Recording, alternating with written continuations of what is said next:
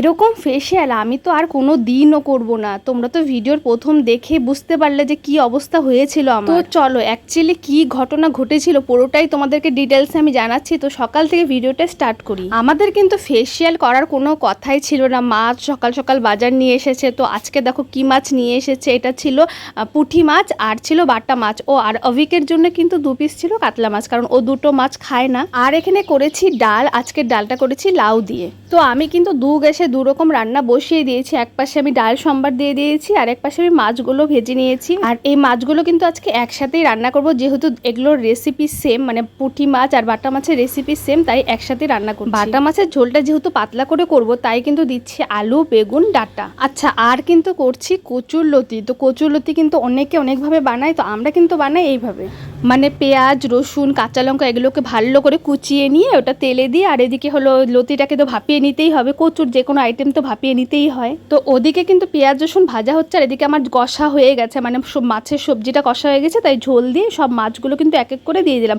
আর এই ঝোলটা যেহেতু পাতলা ঝোল হবে, তাই কিন্তু এক কড়াই ভরে আমি ঝোলটা বানিয়েছি। এই বাটা মাছের ঝোলটা একদম ঝোলঝোল করে খেতে কিন্তু ভীষণই ভালো লাগে। ওদিকে কিন্তু পেঁয়াজ রসুনটা খুব ভালো করে ভাজা হয়ে গেছে। তারপরে দিয়ে দিলাম লতিগুলো, আর লতিগুলো দিয়ে লবণ, হলুদ আর একটু মিষ্টি, লঙ্কার গুঁড়ো দিয়ে একদম আঁচটা কমিয়ে ভাজা ভাজা হওয়ার জন্য রেখে দিয়েছি। আর এদিকে ভাস্তির কাণ্ড দেখো, কতগুলো অ্যালোভেরা নিয়ে এসেছে, বলছে চলো আজকে অ্যালোভেরার ফেসিয়াল করি। তো অ্যালোভেরা দিয়ে কিন্তু এর আগে আমি প্রচুর বার কিন্তু ফেসিয়াল করেছি, কিন্তু জীবনও আমি এইভাবে ফেসিয়াল করিনি। এইভাবে অ্যালোভেরাটাকে পুরো চিরুনি দিয়ে মানে ওর ভিতরে যা ছিল সব বের করে নিয়েছে।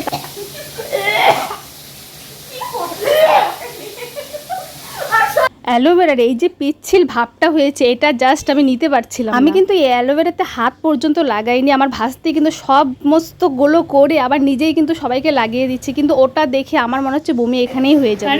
আমার এইটুকু জায়গা তুই স্কিপ করবি মুখে। মানে আমার এতটা ঘৃণা লাগছিল, আমি বললাম কি যে আমার মুখের এটুক কিন্তু তুই দিস না, বাকি সব জায়গায়। আমি এর আগে যতবারই অ্যালোভেরা লাগিয়েছি না, আমি জাস্ট নর্মালি কেটে নিয়ে ওটা মুখে ঘষিয়ে নিয়েছি। এইভাবে আমি বের করিনি, আমি কোনোদিনও লাগাইনি। দেখো ভাবতে ভাবতে আমার সাথে কি ঘটনা ঘটে গেল।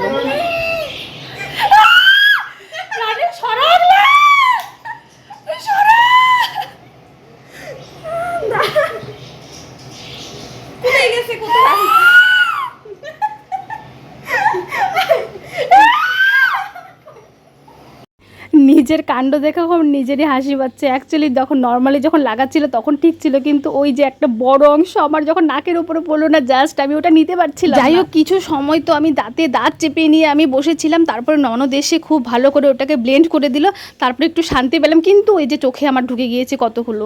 উফ বাবা, সত্যি বলছি আমি আর জীবনে এই ফেসিয়াল করব না। এক তো এটার জন্য আমার চোখটা বলতে পারো অর্ধেক কান্নাই হয়ে গেল, তার উপরে এই বমি বমি ভাবের জন্য আমার পেটের ব্যথা আর কমে না। উফ, ভিডিওটা দেখে আমার আবার সেই আগের কথাটা মনে পড়ে গেলো। যাকে আমি কিন্তু 5 মিনিটও এইভাবে থাকিনি, আমি কিন্তু একদম জাস্ট ধুয়ে ফেলেছিলাম সঙ্গে সঙ্গে। আমার অ্যাকচুয়ালি কোনো কাজেই দেয়নি, কারণ রাখতে লাগে একটু সময়, আমার রাখার মানে আমার আর ধৈর্য কুলাচ্ছিল না। যাকে ওদিকে দেখি আমার কিন্তু লতিটা একদম কমপ্লিট হয়ে গেছে আর মাছের ঝোলে পুরো ফুটে গেছে। তারপরে ধনেপাতা কুচি ছড়িয়ে অল্প সময়ের জন্য গ্যাসটা বন্ধ করে রাখলাম, ধনেপাতার পুরো সেন্টটা বেরিয়ে গেলো, তারপরে নামিয়ে নিলাম। আচ্ছা, তোমাদেরকে একটা কথা বলতে চাই যে আমার এই অ্যালোভেরার কাণ্ডটা দেখে তোমরা কিন্তু এরকম আবার করো না।